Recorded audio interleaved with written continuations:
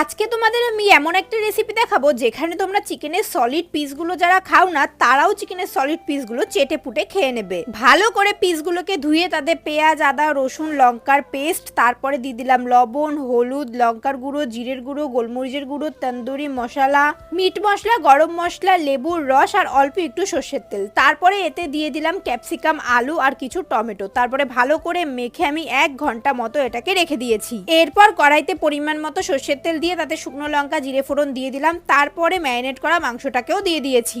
ব্যাস, এখানেই আমাদের কাজ শেষ। এবার শুধু ঢেকে ঢেকে রান্না করতে হবে। মনে রাখবে, জল টল কিছুই দেবে না, উল্টে যেই জলটা উঠবে সেটাকেও শুকিয়ে ফেলবে। আজকে সেটা উঠে শিপ্রা বলেছে আমিও 1 টাকা দিয়ে জেলি কিনে খেয়েছি। হ্যালো শিপ্রা, দেখো আগের দিন না আমি মাংসটাকে আরেকটু পুড়িয়েছিলাম, কিন্তু আজকে আর পোড়ালাম না। যখন তোমরা একটু পোড়া পোড়া দেখবে তখনই নাবিয়ে নেবে। এটা খেতে এত সুন্দর, তোমরা একবার বাড়িতে অবশ্যই ট্রাই করো। চলো টাটা।